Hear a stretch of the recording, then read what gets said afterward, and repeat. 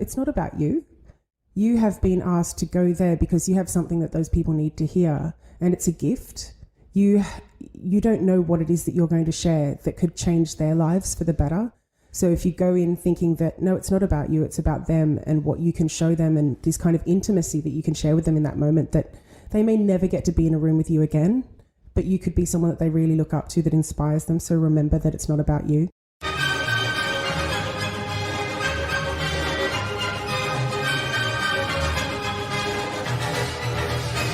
So you're a smart business committed to innovation, to service and to modern marketing. And you're asking, what's next? Wondering how you can become even more innovative. My name is Jürgen Strauss from InnovaBuzz, and this is the InnovaBuzz podcast, where we share all kinds of tips, advice and interview guests on all things innovation and leadership in modern marketing. Hi there, Innovator. It's great to be back with another episode. I hope you've had an awesome week so far. I trust too that you enjoyed my most recent conversations with Barry Magliarditi of The Game Changers and with Andrew Michael, the host of the Churn FM podcast. I'm really excited today to have on the InnovaBuzz podcast as my guest, Emmanuella Grace, who's the founder of Find Your Voice, a training and professional development organisation of voice and performance experts dedicated to training people from all walks of life to master their voice and give strong performances. Emmanuella has almost 2 decades of performance and coaching experience all around the world, and she's helped thousands of people to learn to express themselves with poise and with clarity. Today's episode is brought to you by the Transformational Marketing Hub, where you'll find a host of free and exceptionally useful information to help you transform your marketing. You can access the hub by visiting innovabiz.co/VIP. Go check it out. It's free to join. And if you're already a member, all you need to do to get your resources is log in. In our discussion today, Emmanuella talked to me about the performance mindset and how it actually is all about your audience. It's not about you. We talked about how introverts can develop their voice and give powerful presentations, and Emmanuella shared steps to take care of your voice when you speak a lot. Without further ado then, let's fly into the hive and get the buzz from Emmanuella Grace.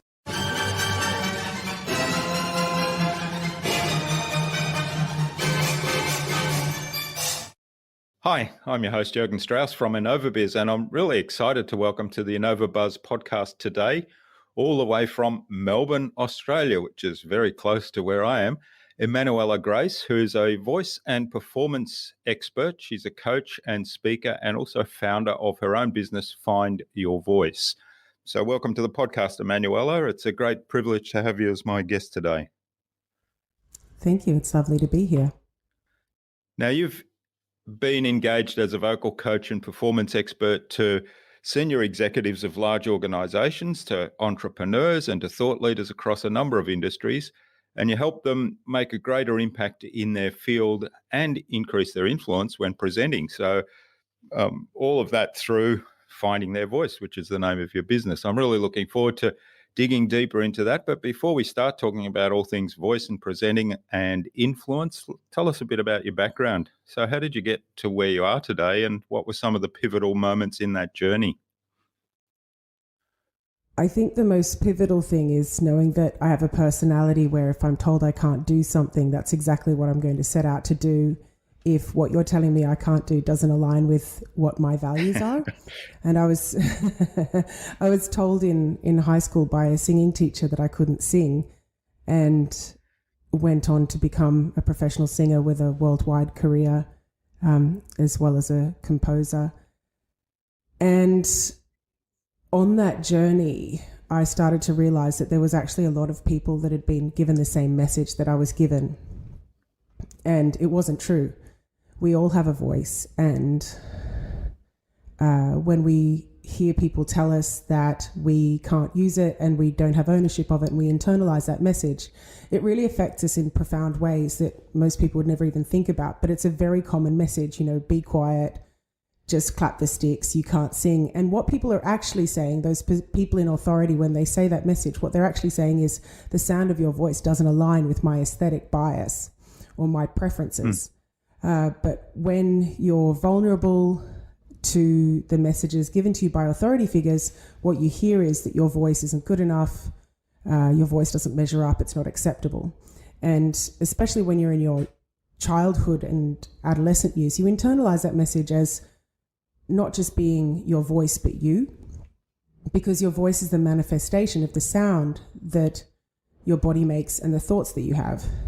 And so over time, I started to understand that if I could help people find their voice, that would have a profound impact. And I started out by doing that by candidly talking about this journey as a singer and a composer, and then going back and studying physiology and then teaching and then psychology, and creating Find Your Voice and constantly honing our delivery so that we could help people get deeper and deeper into the discovery of their voice and the confidence that that brought. That's an interesting story. And I remember my mother used to tell this story a lot, going to an English teacher in second year of high school, I think it was, who told her that I would never amount to anything, which was quite more broader ranging than just you can't sing. Of course, I was told you it's can't horrifying. sing quite a lot, but it just amazes me that teachers do that, and not. I imagine that there's a lot of people out there that don't have the resilience that you had as a child, and said, "Well, I have enough self-belief that I'm going to show them," kind of thing, which is and it was hard earned. I'm lucky to have the personality type that I have, where telling me I can't do something is a red flag and a bull. But I know that that's a gift, because everything that I have in terms of self-belief has been earned. And I think that's why I have such a strong sense of ownership of it. But not everyone has that personality trait. And like just even your story, like it's so common and it's horrifying. Like, who are these people? What gives them the authority to decide who you are and what you're capable of? All right. So you embarked on a career as a singer, and I have seen some of your work while I was doing my research, which is quite impressive. But so you talked about pivoting to business and helping other people find their voice. And I like that one of your messages, because you said you did further study in terms of physiology of the body and what makes up the voice, and then also the mindset part of it in terms of psychology.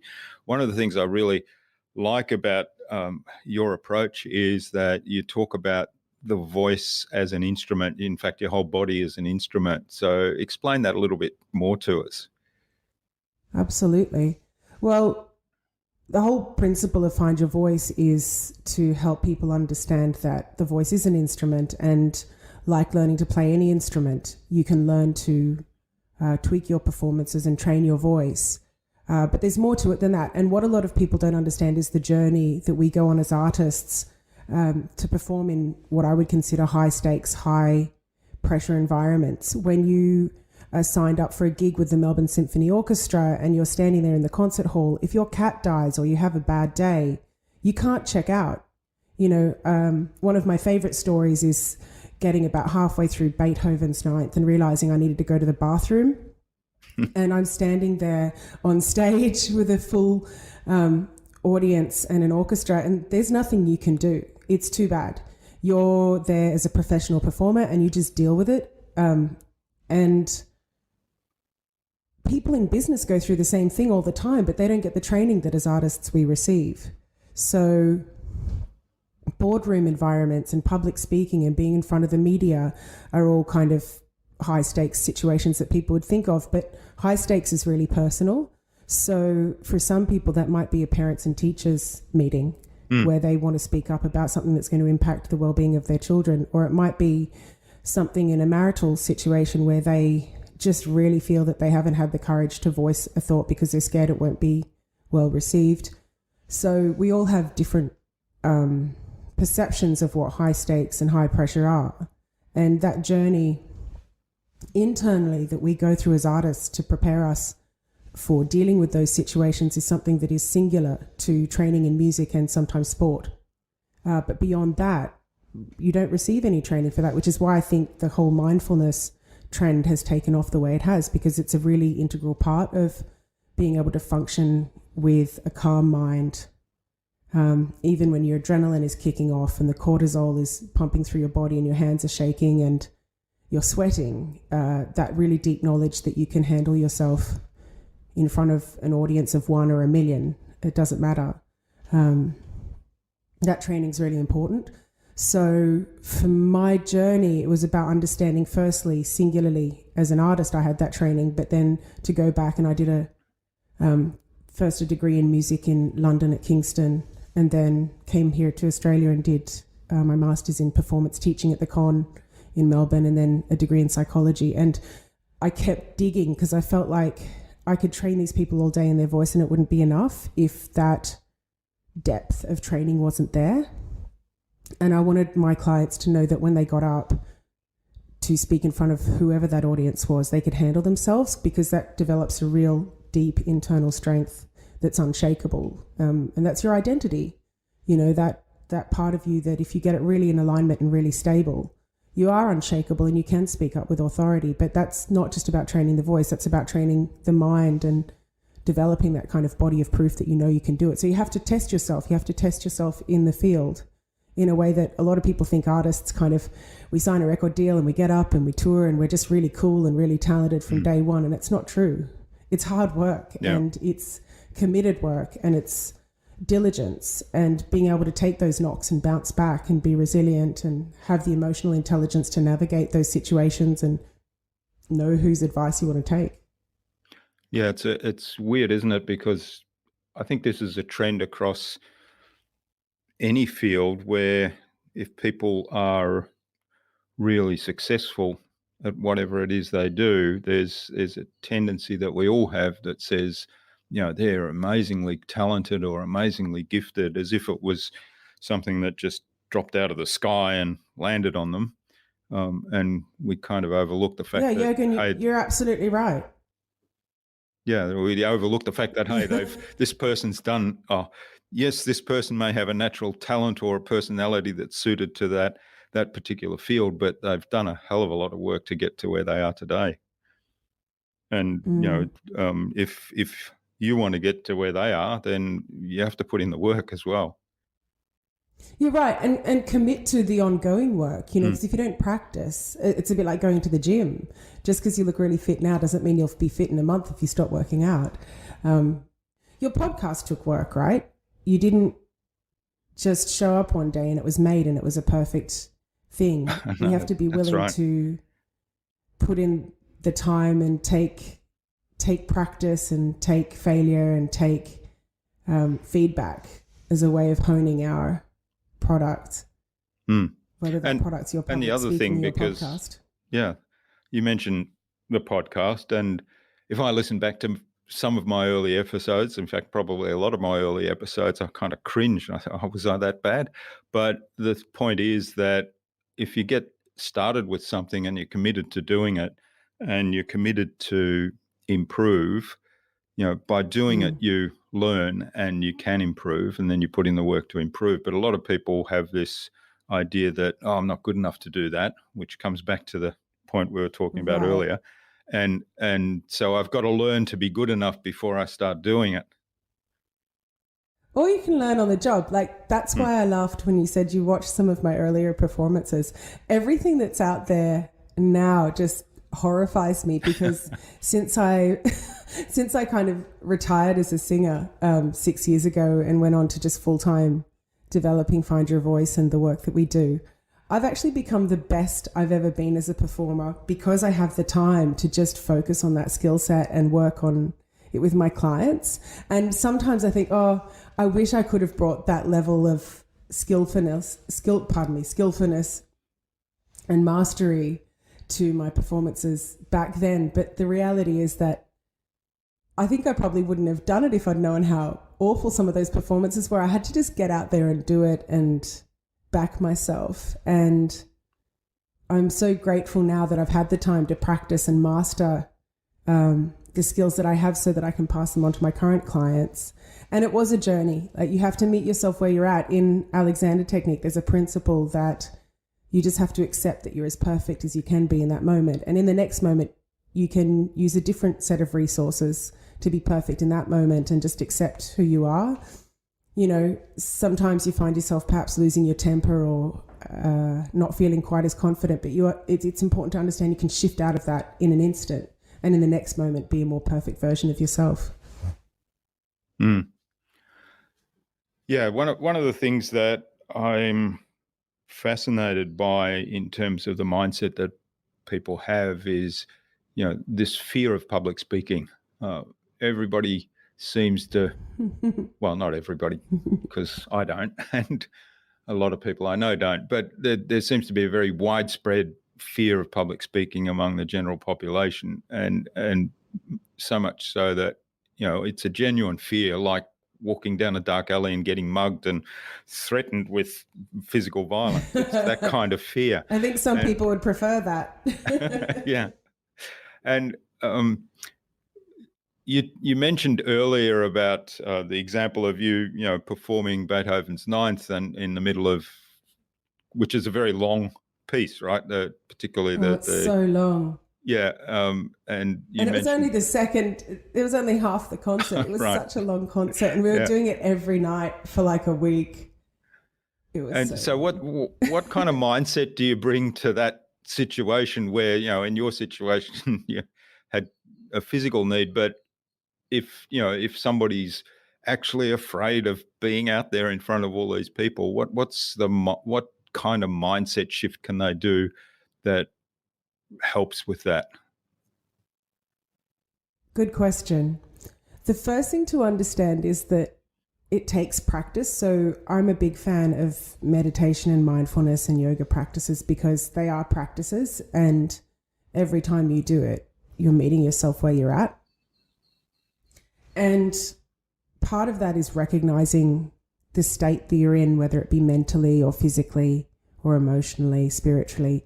You meet yourself every time where you're at. Denial is really unhelpful as an initial point of contact. So kind of going, okay, well, this scares me, but then also understanding that that's not the end of the journey. That's one factor. That's one component.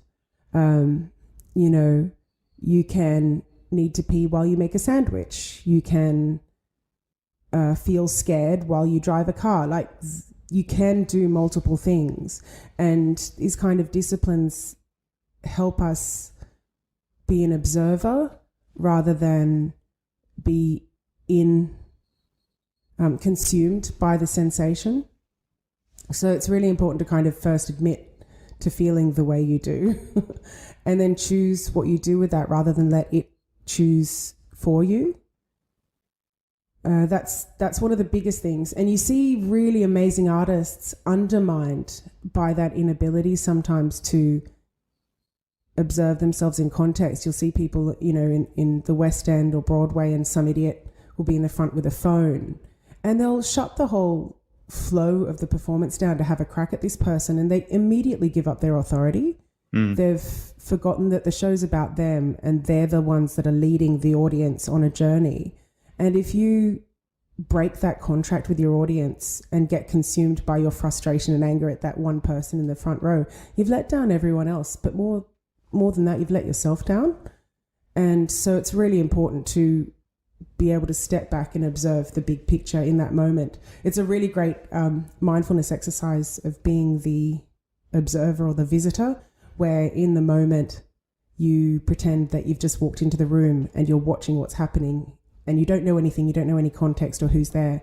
How would you feel about that in that moment? How would you navigate it? Which is a really good one for people that lose their cool. They use it for anger management. So, and that fear of public speaking is kind of just another type of losing your cool or losing your control. That's what you're scared of. You're scared of rejection. You're scared of looking stupid, you're scared of things going wrong and you not being able to control the situation. But if you can surrender to that lack of control and understand that that will be a component, but you can control yourself. So if you can learn to surrender control, knowing that you've done the work that will enable you to have an overall control of the situation, that's far better than trying to control the minutiae like that person in the front row. They're not your responsibility. Yeah, it's interesting. Does that make sense? It does, yeah. I've seen people lose it like that in that kind of situation you described, but I've also seen, and I just can't recall who this was, but it was one comedian that kind of ad-libbed his performance and built that into the performance in a way that was actually really funny and really entertaining. But clearly there's a skill to doing that. And at the same time, made the person feel bad about sitting there using their mobile phone during his performance. But it was kind of... I can guarantee you that at some stage he would have rehearsed that mentally, if not actually scripted it into the performance. It's definitely something he would have had some kind of skill set developed in the past that would have enabled him to navigate that, whether it was just that improvisation was a thing that he did well. To do something like that and maintain your cool, you have to practice. Yeah. And people have this expectation that they'll just get up and be fabulous. It's completely unrealistic. Yeah. And that's a really good point in terms of improvisation as well, because you do see people, you say, wow, they're really good at improvisation, but they practice improvisation, don't they? Exactly right. And you have symptoms. Sorry, edit that. Let's start one more time. With improvising, you do have systems that allow you to navigate that with skill. So if we look at jazz musicians, which is what I worked at for many years, you practice your scales and you practice your chord progressions. So you know within a piece of music where you are, and you'll notice those patterns and know how to function within them with a certain level of mastery. And it's the same with public speaking. Like, you'll speak to a lot of public speakers. They actually have a strategy in place for whether the talk is going to be 2 minutes or an hour, and they can kind of concertina that into a bigger or smaller talk and slot stories or slot narratives in there, but they will have an overall framework. So at any given time throughout the performance, they know where they're up to. Even if it seems improvised, they will have prepared. Yeah, that's been a massive shift in the way I do things is, I've got this framework now that I use, and I also follow the philosophy that Marcus Sheridan has. I don't know if you've looked at any of his presentations, but he talks about developing chunks. I'm not sure he calls it chunks. I think he has another name chunking for it.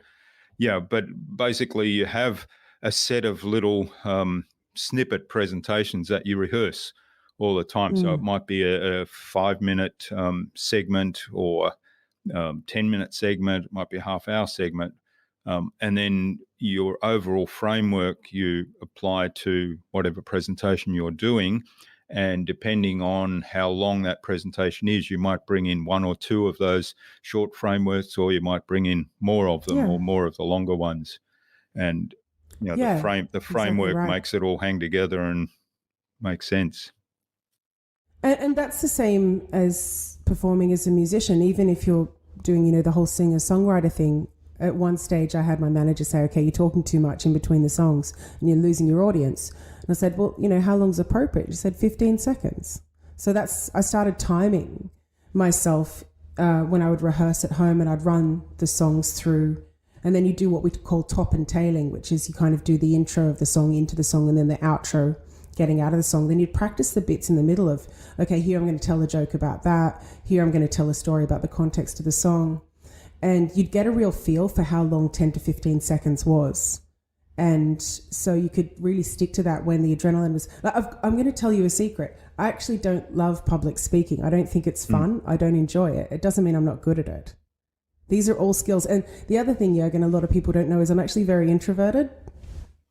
But I have learnt the skills of gregariousness and confidence as something that I can bring to a stage or bring to a room as a skill set. And so, acquired or attracted a wonderful demographic of people that are quite introverted, but their jobs require them to be engaging in public. And it is a skill set you can learn. I just had to learn it because I really wanted to be a singer. And for me to do that well, I needed to be engaging on stage. It wasn't an option just to kind of be quiet and not speak, but just play the songs. I wouldn't have held my audience that way. I had to engage with them. But being introverted is no reason for you not to be able to demonstrate the skills that come more naturally to extroverts. We're all on a spectrum, and you can learn to speak and maintain eye contact and stand up straight and smile and, engage with a room. It will be more exhausting for you than it would be for an extrovert. But you've got this superpower then, because you're deeply thinking and you're also engaging. Like they're my favorite clients to work with, because when they do start to step out into that confidence and use an open body language and a confident voice, plus they bring those thoughts that have been gestating away for a really long time on a deep level, they're incredible. They're unstoppable. Yeah, well, as an introvert myself, I can understand that. I used to, people used to, when they traveled with me, so I spent a lot of my corporate career traveling in aircraft, long distance and so on, and people used to hate traveling with me because that was my shutdown time when I recharged the batteries, as it were, because that, like you say, it's not necessarily that introverts aren't able to engage and get out on stage and present or whatever it might be, but it does cost a lot of energy, and there's times when you go inside to recharge and recover that energy, and also a lot of the motivation. So it's kind of what you were talking about earlier about people saying, oh, well, you can't do that, which is a red flag to you. That kind of is an introvert trait, right? Because you go inside and you say, well, I've got everything I need inside me. So as an introvert, so I'm going to figure out how to do that. Right. But those boundaries, like you said, you needed that reboot time. Those boundaries are so important. The gigs where I started to understand that, I used to get a lot more out of the gigs for my audience's sake when I started locking myself away in the toilets or in the green room before the gig. When I first started, I used to go out and feel like I needed to engage with everyone and thank everyone for coming. And then I'd get on the stage, then I'd get off the stage and you'd sell merchandise. And I was just a wreck. I was a monster by the end of it. Whereas when I started to lock myself away before the gig and then I'd kind of explode on stage, it was so much more dynamic and engaging. And then I'd kind of set a limit. Okay, I'm going to have half an hour of drinks and engagement afterwards, and then there's going to be people that will sell the merchandise and do the signing up for me after that. But my audience was happier because they got a better version of me, and I was happier because I wasn't resentful. Or I tell you what, there's nothing, I'd forgotten about this, there's nothing that wigs you out more than getting caught off guard by someone who recognizes you. I've had a few really awful situations like that. Like one time I was in the chemist just buying sunscreen or something, and I was in my pajamas because it was just a Saturday morning and I'd been gigging and I was worn out, and someone came up to tell me how excited they were to see me perform that night, and I was mortified. and they didn't get the version of me that they were expecting. I think they kind of got this horror-stricken face and a kind of mumbling thank you because I hadn't had a chance to prepare for that situation. It caught me completely off guard. Whereas when you get me on stage, I'm completely engaged. I'm 100% there for you, and the audience is my priority. And I had the same thing one time when I was first starting out with a bank teller. I'd been getting played on the radio and been doing some TV appearances. I must have been about 18. And she was, oh, yeah, I really like your voice. And I'm thinking, oh, you can see my bank account. That's all I could think about. I was like, there's nothing good there. And you can see I felt so exposed and so vulnerable. So you do need those boundaries, and you do need that time to prepare yourself, and admitting that there's a whole process that goes into being as resilient and fabulous as you can be on stage. It does take you putting boundaries in place around your life so that you can kind of bring the best of you to the fore when it's needed. Yeah, well, you've said a number of things there that I think kind of, key themes there in any presentation, which is around, looking after yourself, whether you're an introvert or if you're an extrovert, it still applies, looking after yourself and your own well-being and your mindset, obviously, and then being there for the audience, so serving the audience, which is one thing I often tell people that are nervous or afraid of getting in front of an audience and speaking. And I tell them, well, you've got this expertise, whatever that might be. You've got this expertise, and it would be unfair of you not to share it. Yeah, that's exactly right. Yeah, it will be unfair of you not to share it with that audience, because they really need this, and so just remember them. Yeah, and so I've had a number of, especially females executives, when their careers start to take off and they start to move more and more into the public eye, and suddenly they'll be like, okay, I've got to be interviewed for this, women in finance panel or something like that, and I just don't feel comfortable talking about myself. And to say, it's not about you. You have been asked to go there because you have something that those people need to hear, and it's a gift. You don't know what it is that you're going to share that could change their lives for the better. So if you go in thinking that, no, it's not about you, it's about them and what you can show them, and this kind of intimacy that you can share with them in that moment, that they may never get to be in a room with you again, but you could be someone that they really look up to, that inspires them. So remember that it's not about you. That really helps people, I think, because there is this kind of great tall poppy syndrome hangover that we have in Australia, where it's inappropriate to speak about yourself and inappropriate to kind of talk about how great you are, but simultaneously you're expected to back yourself by getting on stage, and it creates this kind of internal cognitive dissonance or conflict that's just so hard to navigate. Whereas if you go to the States, if you're not backing yourself and you're not buying what you're selling, no one else is going to back you. Yeah. And in some ways that's easier. Because you just put it all out there and you're constantly rehearsing your greatness in public. Whereas in Australia, you kind of have this really fine line to navigate between being humble and being confident.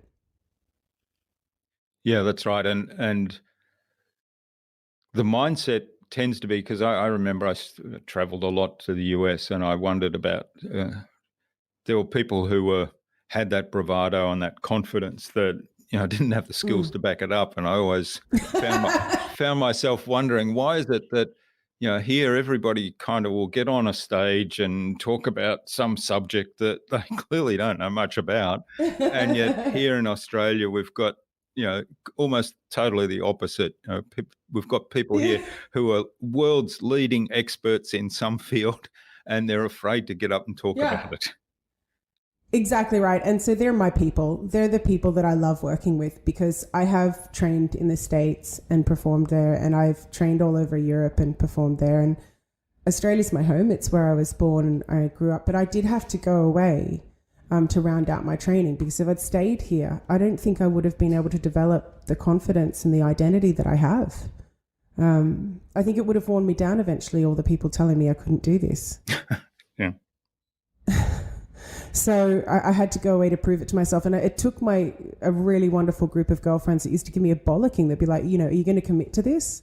And a lot of German and Austrian friends that would be very assertive and very strong and create opportunities for me to perform in public and prove that what I was doing in my bedroom or in my studio actually would be well received. And I've got to tell you, I had some really, what I thought were dud performances where I just didn't think I was at my best. And it didn't stop people loving what I did and getting up and dancing and clapping and taking photos and enjoying the performance. So I think that's something to think about as well, is that often we're much harder on ourselves. Well, you can have two extremes of this. You can either be much harder on yourself than is warranted, and that can kind of create this analysis paralysis where you are scared to kind of go out and hone your skill set in public because you're scared of getting it wrong. But the flip side of that are people that think they're really, really great, like what you said, and they don't do the work because they've got the chutzpah or they've got the gregariousness to pull it off. And they're actually really dangerous because people buy that. Yeah. People buy that and they think, yeah, they're really great. And the knowledge and the work isn't there. So you've got to kind of try and find yourself a middle ground. Now, we've talked quite a bit about performance and presentation, and a lot of people focus on the content of whatever it is they're presenting or speaking on, and yet they don't focus on the other part of that, which is, how do I communicate with my audience? How do I engage my audience? And voice clearly is part of that. I mean, there's body language, there's the type of language we actually use. But yeah, tell us a little bit more about voice and how you can use your voice in a way that engages your audience and gets your message across much more powerfully. I'm so glad you asked me about that. My voice is not at its best today because I've acquired some fabulous bug from my 1-year-old. But it is something where our voices are actually capable of so much more than we probably realize if we know how to navigate the physiology of it. So I come from a generation where during my lifetime, cameras were invented that we could put down throats and noses to actually see what was happening in the body while we made sound. And generations before me didn't have that access. So training the voice was very much focused on how people felt. And the problem with that is when I make a sound, it's going to feel different where it resonates in my body to where it does in your body. And so if I'm trying to teach you how to use your voice based on how it feels in my body, you kind of create this narrative where if I can't get you to do it and I'm the person in authority, you're going to walk away thinking there's something wrong with you and it can't be done, as opposed to understanding that it's a flawed system. So we have generations and generations of people who've been taught to sing that way. And now we understand that with a better understanding of physiology, we can train any voice because we understand the anatomy of it. And so it would be like me telling anyone they can't play a guitar or a drum kit. Let's start with where the strings are. Let's start with understanding how the resonance is created. And then you can teach anyone how to play it because they understand how the instrument's put together. One of my friends last week made the comment that the voice was kind of like a Trojan horse to what we did, because so many people don't actually like the sound of their voice, or they feel that the issue is the sound of their voice. They don't understand that that's the end product. So the voice, or training the voice, is the starting point for a lot of people coming to us. But the voice is kind of a combination of air coming from the lungs, blowing through a reed in a valve in the throat, and then resonating through the spaces in the top of your head and the top of your larynx. It's that simple. It's just that mechanism. And so all the factors that really go into making the voice are what's happening in your head space and what's happening in your body and the word choices that you have and how you create those sounds. So when we start to train the voice, we look at the bigger picture. And I think that's where in the past people were so focused on just the tone. They were missing out on the fact that there are lots of other components, like how you're feeling in the instrument that's making the sound, your body, and also how you make the sound. So accents are a really big component. I had to revise the whole way that I was teaching voice when I moved back to Australia, because the way people make sounds in America and the UK and Europe is very different. Australians have a very flat tongue with quite a bit of tension in the bottom. And so getting that nice bright resonance that you'll hear in other accents and in other voices is actually quite hard for Australians. So, the sound of your voice is a really important component for your performance, because it's often the first thing people hear when you pick up the phone. If someone has a voice that doesn't work for the listener, you're going to already lose your audience. Just as with podcasts, there's some therapists that I really love that I balk at recommending their podcast because the sound of their voice is so irritating to me. So I often say to people, listen, there's this therapist with a really great podcast, but just listen to it until you stop hearing her voice and you can just hear the content. Like, I'm going to warn you, her voice is awful. And it's something where it doesn't have to be that way. You can train it like you can any instrument. Or you can reconcile to sod it. I like my voice and I'm not going to be bothered by this. I'm going to put content out that's really good anyway. That's okay as well. You do you. But I don't think that the voice has to be a stopping point. Just like with fear of public speaking, the fear can just be one component of the process. So too, your voice doesn't have to be the reason that you don't speak up. It's something where you can train that. And if you don't like it, do something about it. Just like if you didn't like your body, go to the gym. If you don't like your house, move. If you don't like your partner, well, you know. But you know, it's this thing where we have this mystical idea that it's a talent or it's a gift or it's something given to us by God. It's not. It's the accumulation of how we've been taught to use our body, how we've heard voices used around us, so we've been socialized, and then also how our body's been cared for. You know, my voice doesn't sound very good to me right now because I've had this fabulous flu that keeps hijacking me while I'm trying to speak to you. But to other people, it might not sound at all bothersome, but it is interrupting my thought process because I feel uncomfortable with it.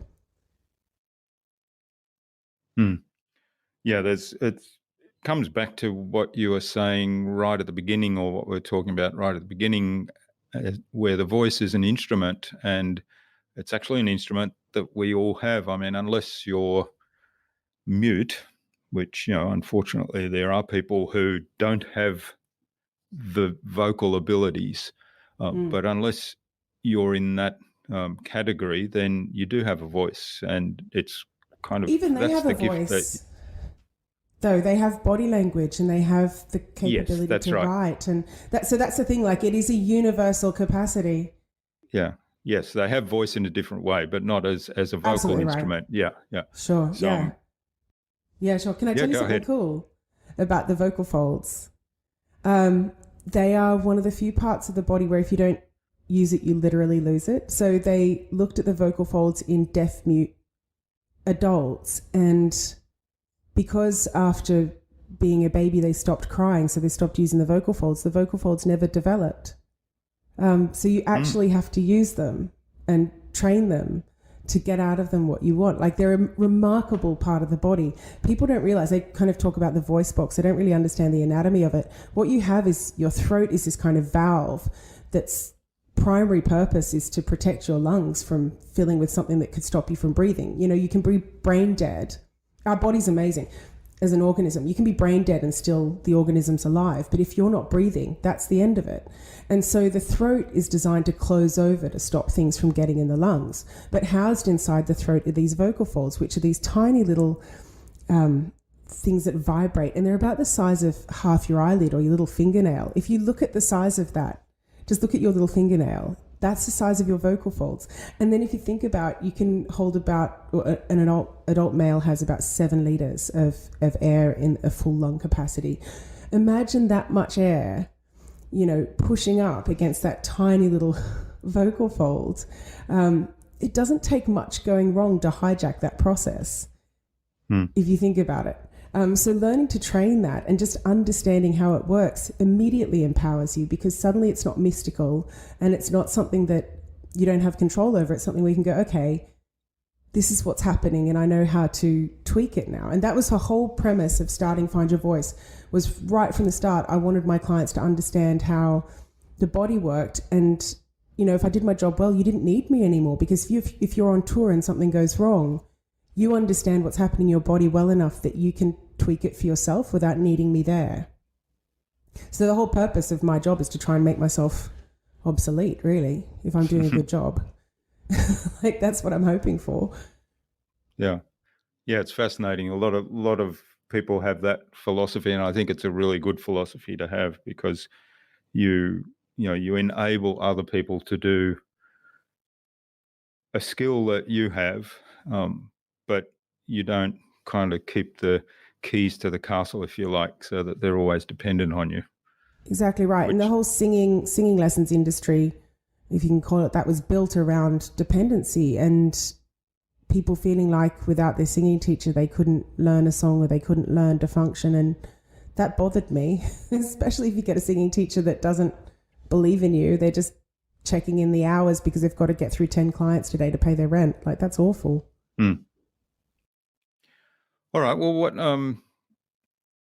one of the things that I'm really interested in terms of voice is, you know, I have clients that do 10-day workshops, and they're out in front of the room for, you know, 8 to 10 hours of those 10 days, and they're talking a lot. Whilst they might not be presenting all of that time, there is a huge strain on their voice as an instrument, and of course on their entire physiology.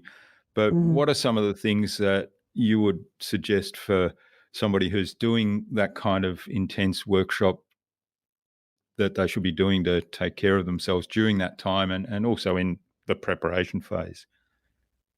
Yeah, well, I'll give you a couple of my favorite points, but we have actually on our website under the creative development page a free vocal care tip sheet, or feel free to message me and I'm happy to send it to anyone. That maybe we can put that on your podcast site for your clients. Yep, we'll link to that in the show notes. So that'd be good. A checklist of things. So the first thing I would recommend, and it's going to sound so simple, but breathe in through your nose. The vocal folds kind of vibrate or undulate in a way where they create sound. But if you're breathing in through your mouth, just even as I speak you through this, try it. Breathe in through your mouth, the air feels cool and dry. If you breathe in through your nose, it feels warm and wet. We have these things called turbinates in the sinuses that spin the air around so that by the time it hits the vocal folds, the air is warm and moist and kind of primes the vocal folds for a good function. Now, air conditioning is one of the greatest enemies of this little system that the body has, but keeping yourself hydrated, that great belief of all singers to pee pale or drink lots of liquid or stay hydrated. You know, everyone knows that as a singer, that's rule number one. That's why the vocal folds have these mucosal layers inside them that, you know, they're vibrating or beating up against each other at thousands of times a second. And if they're not bouncy and moist, then that's really going to take a toll. And the top layer of the vocal folds are very thin epithelial or skin layer. And if you can imagine, if that gets irritated, much like windburn, let's say on the skin, that's going to really take its toll and be very taxing, especially if you burn out on the first day, trying to then function day after day with that already being an issue. So staying hydrated, obviously, you know, coconut water is great for that. But remember that also, if you drink in that moment, it's not actually what you're drinking in that moment that's helping you. That's the swallowing mechanism making your throat feel better.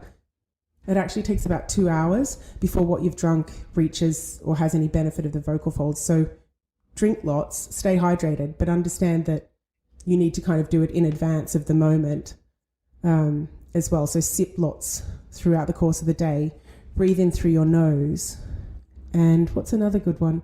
Have really good poise. You know, if you're slouching or if you're kind of hunching over or leaning into the microphone at an angle that's not complementary to making a sound, you'll actually fatigue your body and your voice quite quickly. What you want to do is kind of pull up through the top of your head. Like imagine if someone's pulling you up with a piece of string. What that will do is kind of align the body in a way where you're optimizing your capability for creating a sound. The air from your lungs and your diaphragm will expand and release better, and the air from the lungs will go up more comfortably and kind of flow through, and the resonance in your head and throat chambers will be more pleasant and easy to generate. Whereas if you kind of are leaning forward into a microphone like some people do when you lean on a lectern, that's immediately putting you into a really poor posture that's going to wear you out and give you a sore neck quite quickly. Is that top three tips? Great, yeah. Yeah, that's some really good advice. I love the breathing in through the nose, and I was trying it out as you were saying it, and certainly does feel different. And I know I'm a keen bike rider, and of course when I'm out with my buddies and we kind of push the tempo a little bit, you end up breathing through the mouth because you just can't get enough air in through the nose to kind of maintain the oxygen level you need for that level of exertion. But then the voice goes straight away. The voice, you know, if you're still capable of talking at that level of exertion, but the voice is really struggling at that point. So exactly. Well, if you think about what happens, it's a short, sharp breath into the top. If you think about there's kind of 3 lobes in the lungs, you kind of have your top, middle, and lower lung. If you do that short, sharp intake of breath, it's very much the chest rises quite quickly and all the muscles around the neck tense up. Now, your vocal folds are housed inside the larynx, which is housed inside the throat. So if you do that short, sharp intake of breath, your shoulders tense up, your neck tenses up. You're putting all this pressure on this system that you're actually trying to get to function optimally, and you're undermining it by the way you're breathing. Whereas if you can release the shoulders by standing up straight, and if you can breathe in through the nose, you'll feel the whole system relax. The other great thing about breathing in through the nose, and you'll see this in yoga with the Ujjayi breath, which is that kind of oceanic sounding breath, it stimulates the vagus nerve, which is this great nerve system that runs all the way through your body to all your vital organs. So if you can, it's what babies are stimulating when they rub their eyes or when we rub our faces when we're tired. So if you can kind of tap into that system and get it to relax, you're creating a space in your body where the voice can actually function optimally because the whole system's supporting it. Yeah, that's I love that you've kind of got some really sound scientific principles that underpin all this, and you explain it so well. Thank you. Well, I believe in magic to be something that's like this really skillful artistry, and I love magic. I love it when I can't figure out how a trick is done, but I don't want our voices to be magic. I want you to understand how the magic happens so that you can do it for yourself. So there's lots of really great things that we have that we've learned about based on feeling, and for a very long time we've been led by that. But now with innovation in science and development in technology, we can understand the science of why we feel the way we do. And so why not hack the system to your advantage, Yeah. This is fabulous, Emmanuella. I could go on talking voice for ages. I could exercise my voice on this for ages. But looking at the time, I think it's time we moved on to the buzz, which is our innovation round, and it's designed to help our audience, who are primarily innovators and leaders in their field, with some tips from your experience. So I've got 5 questions, and hopefully you'll give us some really insightful answers today that will inspire people to go and do something awesome on this Monday morning, our time. Hope so. So what's the number one thing you think anyone needs to do to be more innovative? Know what's important to you and know your priorities and stay true to that, because sometimes it will feel like no one else is on board with you. But if you really feel like you're onto something, go find your people, go find people that will support you through that, or just trust your judgment. But for you to do that, you really need to know yourself first. And one of the great things about entrepreneurialism is some of the most successful businesses are the ones that really focus on just a niche, like, I don't know, these magazines that sell to people who ride horses, you know what I mean? Like they're going to be the foremost magazine for horse riding, and so that's all they sell to is those people. And so if you know what's important to you, you know your identity, and you just kind of go into that, I think that's helps you stay in alignment with yourself. It's kind of a self-fulfilling loop. Whereas if you try to be all things to all people and you don't trust your judgment, so you end up in 10 different directions, following everyone else's recommendations, you can end up really lost.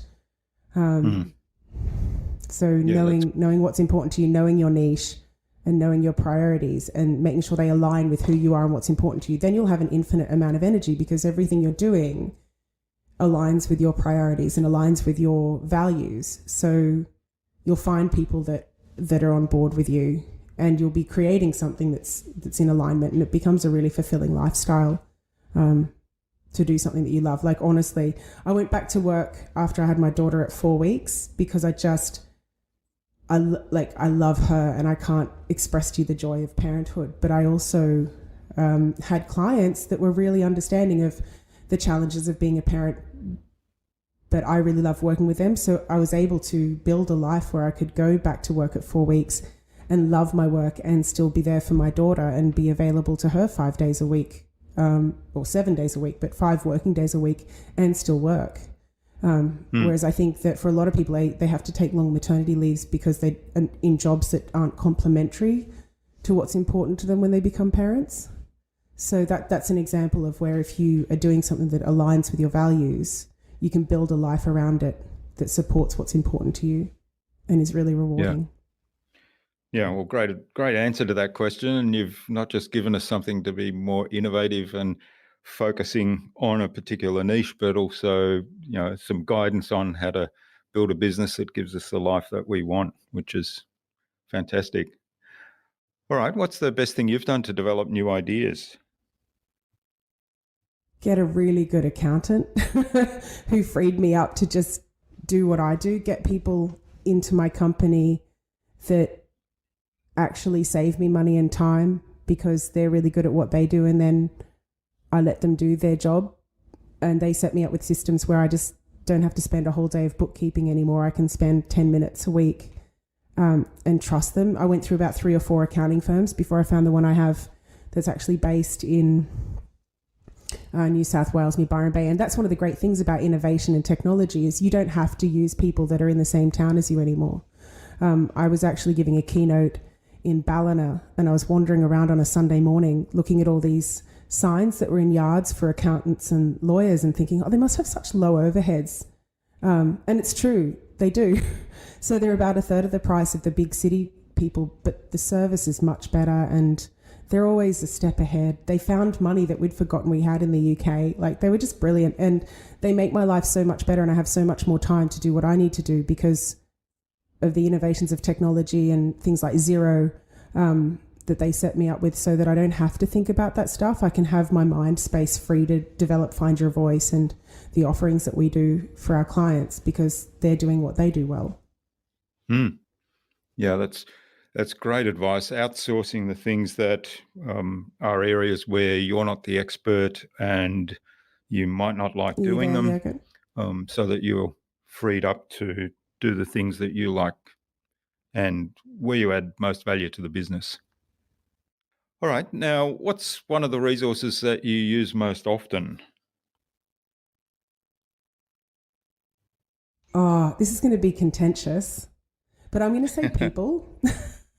I think, no matter what developments we have in technology or in innovation, we cannot achieve anything without valuing the people that are in our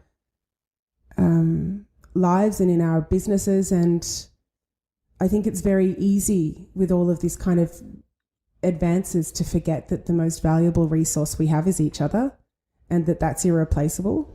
You still need someone to create the content. You still need someone to, and there's so much technology now where they can replicate human behavior and human thought and things like that. But there's nothing that can compare to someone being in the room with you and seeing that one of your shoulders is higher than the other and that needs attention. So here's the physio that I recommend. The greatest resource I can't emphasize enough that I have in my life are the people around me. I wouldn't be here without them. I wouldn't be able to run my business without them. And however innovative the technology is that we use, I couldn't do it without their recommendation or them helping me navigate it. I have people all over the world that help me do that now, because I look for people that I work well with that aren't necessarily just the best at what they do with that tech, but also complement working with me. So I've got a company in the UK where they build our online courses, and like I said, with the accountant in Byron Bay and Ballina, and then a guy that helps me with my marketing in Brisbane. And because of innovation in technology, I can use them, but without them, the product wouldn't be what it is.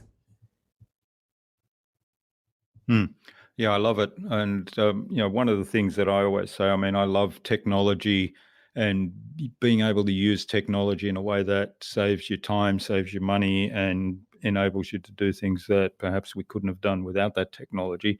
But at the same time, I'm also always reminding people that, particularly in the marketing sphere where we play, that yes, use the technology to save time, save money, but don't forget the people aspect of it, because it's really in engaging with people, and that you start building the relationships, and before you have a relationship with somebody, they're not going to do business with you.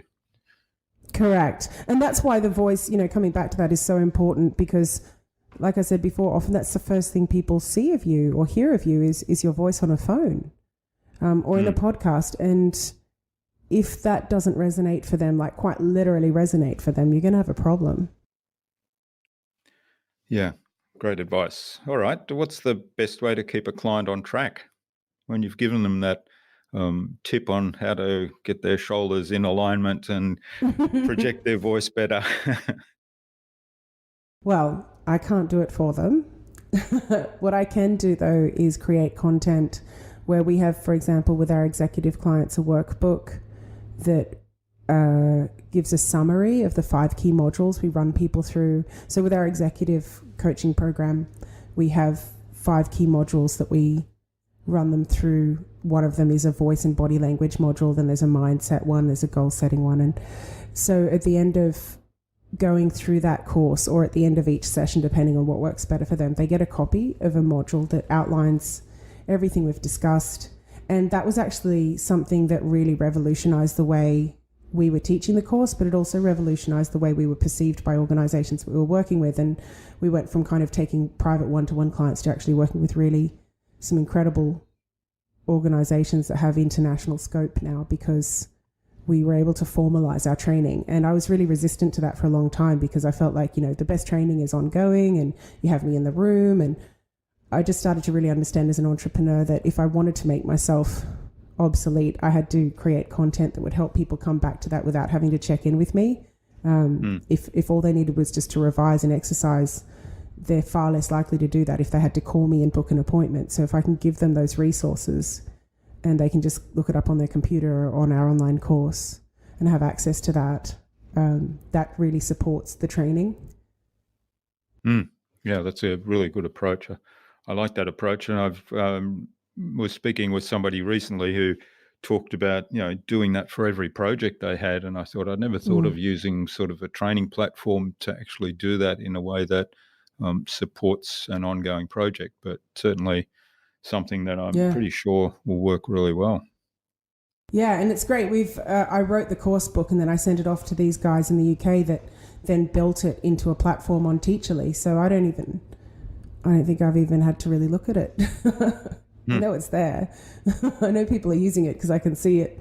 We're actually tweaking it and updating it with a whole bunch of new content because we put it up there before my daughter was born, and then I've kind of neglected it, and we're updating it again now with new discoveries or new bits of research that I've discovered, things to do with different types of therapy that would apply, or ways of explaining this differently, or new videos on how to perform a certain exercise.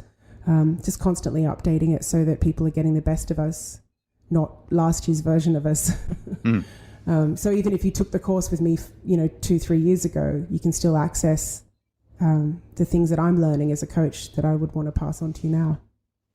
Yeah, which is a great resource. All right, what's the number one thing anyone can do to differentiate themselves?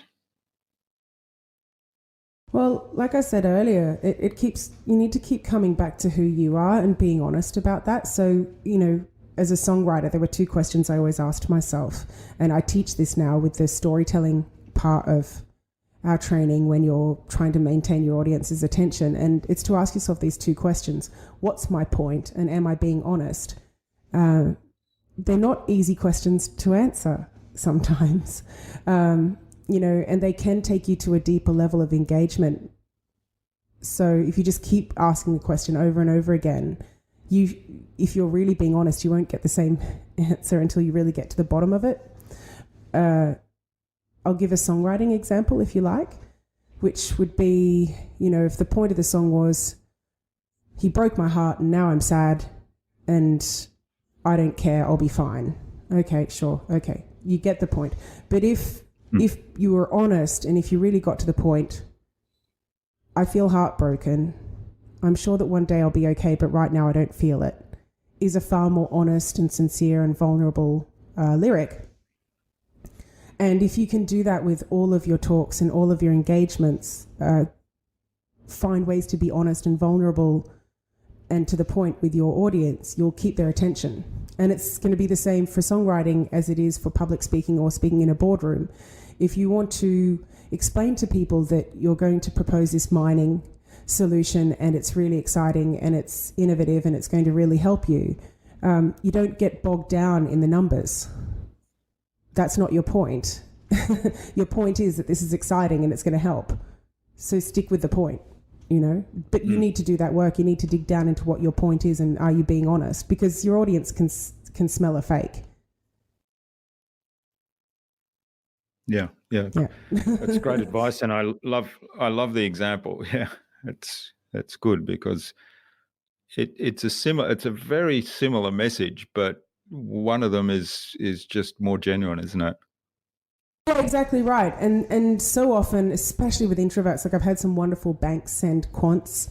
I'm not sure if you know what they are. They're people that kind of do the systems for predicting trends and things in finance, but send those guys over to be coached by me because they are so consumed by the numbers, and sometimes you want to roll them out into a room where you've had the extrovert selling the product and now you want this guy to roll out some numbers and be really impressive, and they get completely bogged down in the detail and the whole thing falls over. What you want is for your rock star scientist to come in and just give a few really great key points and then their job is done. And so if they kind of go off on this rambling tangent where they don't get to the point, they lose the sale, they lose the engagement of their audience. And so that's one of my favorite places to work, is for people who do need to learn to speak up in boardroom environments or think tank environments, and helping them just get really quickly to the point in a way that's engaging. All right. Well, thanks, Emmanuella. This has been really great. Now, where can people reach out and learn more about you and perhaps even get in touch to say thank you? Thanks, Jürgen. We have a company called Find Your Voice Australia, so you can visit that, findyourvoiceaustralia.com. And you can also call us. Our number is 03852 99723, or you can email us at contact@findyourvoiceaustralia.com.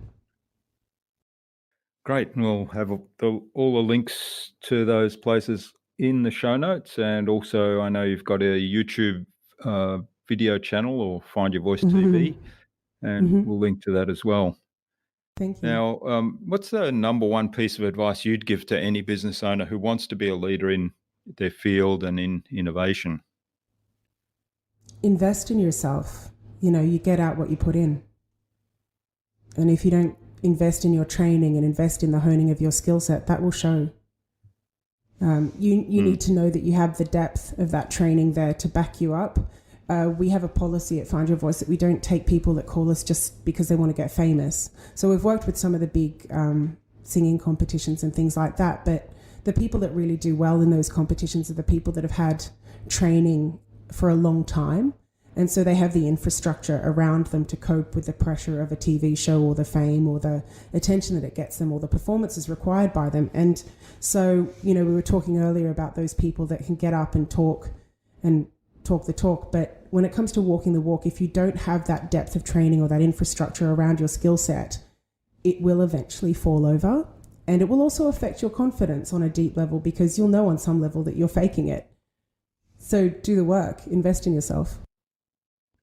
Great advice. And, to be a lifelong learner is something that I think everybody should aspire to, and then investing in the skills that will help you move forward. Yeah, love it. All right. Well, finally, who would you like me to interview on a future InnovaBuzz podcast, and why? There is a woman called Sarah Anderson that has a company with her business partner called Visibility Co. And they are two women that really help people hone their public offerings, so that, and we're quite in alignment as businesses. What I look at is people's voice and performance, and what they look at is your kind of overall offerings, and make sure that you're in alignment there. So when I talked earlier about, as a business, making sure that what you're presenting to the world is authentic, and that will actually make your life better and easier, they do that. They help you, both with individuals and organizations, hone your ideas and get your life in alignment, so that you can communicate your story and your work in a way that has quite a lot of impact. Great. Well, we'll get an introduction to Sarah from you, and look to have her on the podcast in the future. Thanks for that. Pleasure. And thanks so much for sharing your time and your insights with us so generously today, Emmanuella. I've really enjoyed this and learnt a lot, and got a lot of new tips for taking forward in my presentations and even in the podcast, because obviously in the podcast I'm using my voice quite a bit. So I've really enjoyed this, and thanks again. All the best for the future. Hope your flu thing is fades into the obscurity fairly soon, and let's keep in touch. Thanks, Jürgen. It's been a pleasure.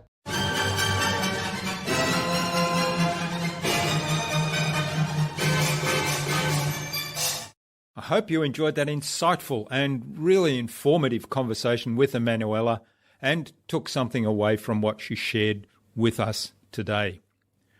She gave us some really valuable tips about the presentation mindset, about taking care of your voice, and I particularly love that she treats voice as an instrument, and therefore you can learn to play that instrument.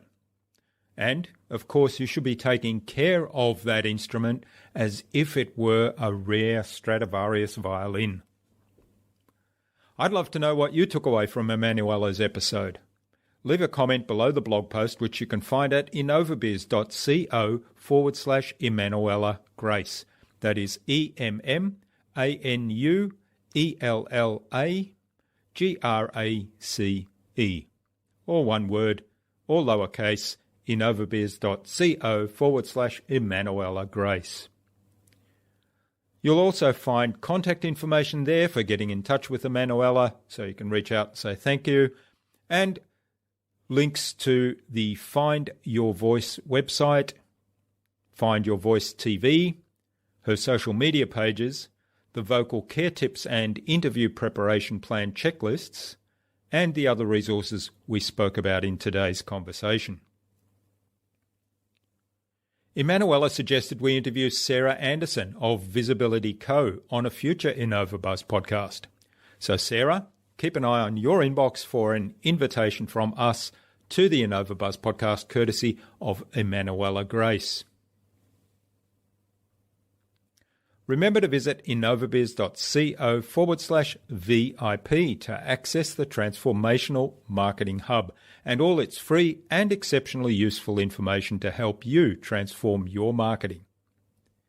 Also, check out our Tales of Marketing Transformation show at talesofmarketingtransformation.com. Each episode there will provide one valuable message to guide you on your journey of marketing transformation. And of course, tune in again next week to the InnovaBuzz podcast, where we've got more fantastic guests lined up, including Adam Murray of the Subtle Disruptor podcast and Brad Smith from Simplecast. Stay connected. Subscribe to the InnovaBuzz podcast so you'll make sure you'll never miss another episode. Head on over to innovabiz.co/subscribe. We'd also love you to leave us a review, because what you think matters to us. Take some of the ideas you've heard today and apply them in your business.